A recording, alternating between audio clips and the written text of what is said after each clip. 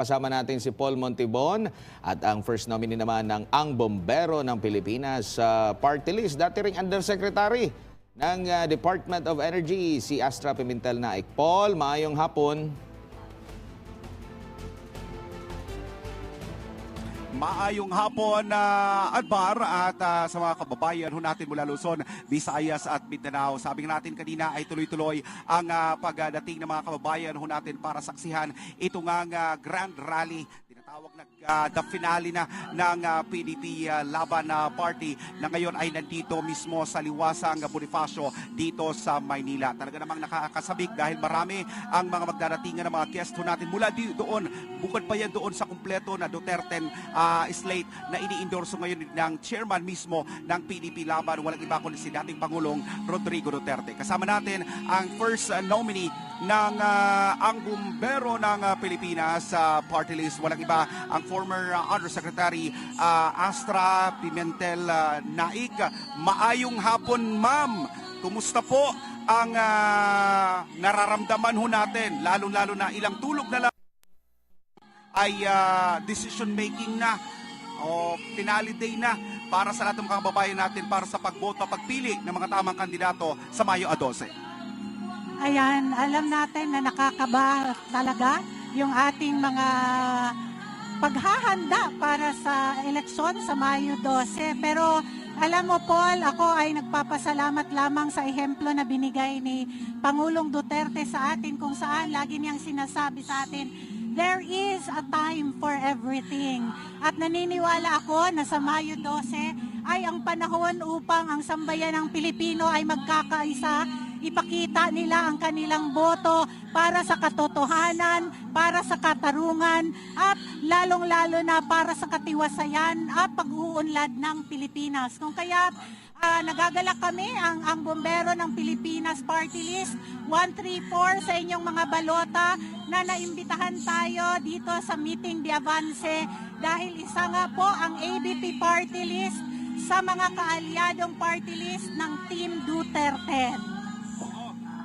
At siyempre, Ma'am Astra, yung sa lahat ng journey ng PDP Laban ay nakita natin na kahit saan pumunta, bagamat in the absence ng chairman na si dating Pangulong Rodrigo Duterte, ay talagang overwhelming ang mga Pilipino para suportahan ito. Alam mo, totoo yan, Paul, kung kaya everywhere na pumupunta tayo, naninindig ang ating balahibo dahil nakikita natin na ang Pilipinas ay tunay na Duterte pa rin. At tayo po sa ABP Party List, kahit sa aming mga pagpupulong, ay kasama po natin ang Duterte, kasama natin ang pamilyang Duterte sa ating pag-ikot at tunay na nagpakita. Hindi ko mawari, Paul, na sa lahat ng aming pinupuntahan, talagang dinudumog si Inday Sara, si Kitty Duterte, ang ating 10 kandidato. Kung kaya't kami ay panatag at naniniwala na talagang mananalo ang Duterte sa eleksyon na ito. Yusek, talagang hindi rin bumababa yung mga aligasyon, paninira sa PDP Laban party na keso ganito, ganyan, ang gusto ay abala sa paninira sa mga Duterte.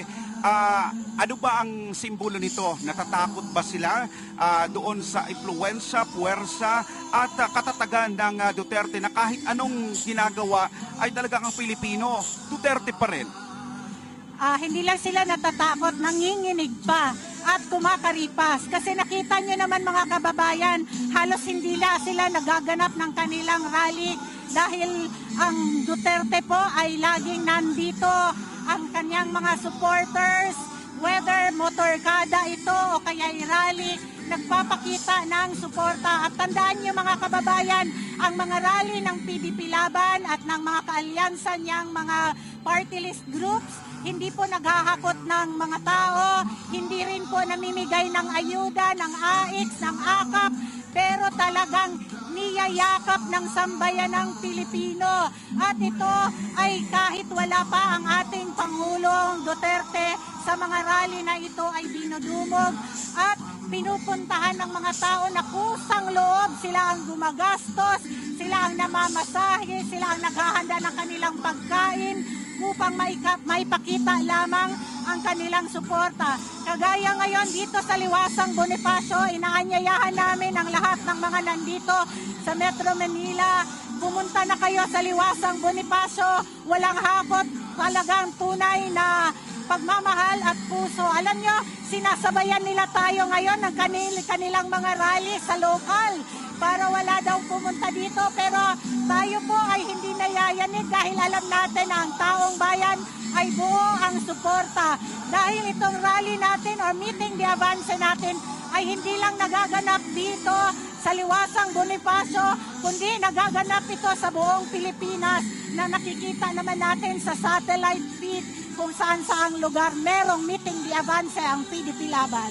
Ayan, panghuli na lang, Ma'am Astra, sabi nga nila talagang ang PDP Laban Party ay talagang kumpletos rekados. May mga attorneys, may mga professional, lalong-lalo na ay gabay ng nag-iisa nilang pastor, Apollo C. Kibuloy. Oo, para sa mas maayos no, na lakad sa lahat po ng mga rallies po nila. Naniniwala po ba kayo na talagang kumpleto at natatangi ang partido ni Pangulong Duterte? Oo, sobrang ating panalig na ang Team Duterte ay magdadala ng pagbabagong tunay sa ating pamahalaan. Lalong-lalo na ang aking pagsaludo at ang aking pag-endorso kay Pastor Apollo Kibuloy. Alam nyo, mga kababayan, sabi ko nga, natatakot talaga ang kabila, no? Kasi kahit ako, nung nagkampanya lang ako sa aking Facebook about Pastor Apollo Kibuloy, ay nirestrict ako ni Meta. Kasi sobrang dami talaga nang nakakakita ng katotohanan na si Pastor Kibuloy ay walang kasalanan. Si Pastor Kibuloy ay maayos na tao. Itinatag niya ang kanyang simbahan at nagpakita siya ng zero corruption. Kumbaga, sa pagdating niya sa Senado, sa darating na 2025, June 30 na oath-taking, naniniwala ako sa panalo ni Pastor Apollo Kibuloy at lahat ng Team Duterte dahil sila po ay magdadala ng zero corruption sa ating pamahalaan, magsusulong ng tunay na pagbabago, kapayapaan at progreso sa ating bansa. Kaya mga kababayan, huwag niyong kalibutan sa Mayo 12, number 53 sa balota, Pastor Apollo Kibuloy, number 10 sa balota, si Jimmy Bondok, number 22 sa balota, si Ronald Bato de la Rosa, number 28, si Bongo, ang ibalik natin sa Senado, number 30, si Attorney J.V. Hinlo. Number 34, si Attorney Raul Lambino. Number 38, ang napakagaling ng Dante Marcoleta. Number 56, si Rodante Marcoleta, di ba? Number 56. Number 56 pala, si Attorney Vic Rodriguez. Number 58, si Philip Salvador, again, number 53, si Pastor Kibuloy. At huwag niyong kalimutan, iisang partido lang po ang iboboto sa party list sa likod ng inyong mga balota. Kaalyado na tunay ng mga Duterte, matapang, hindi takot sa kahit anong pagsubok. Number 134 sa balota, ABP party list. Yan, maraming salamat Mama Astra Pimentel. Naika, mula pa rin yan mga kapartner dito sa Liwasang Bonifacio dito sa Maynila ay tuloy-tuloy ang ating pag-antabay at syempre ang pagtutok sa lahat pa ng mga kaganapan mula pa rin dito sa Grand Rally o Grand, ito yung meeting de avance ng PDP Laban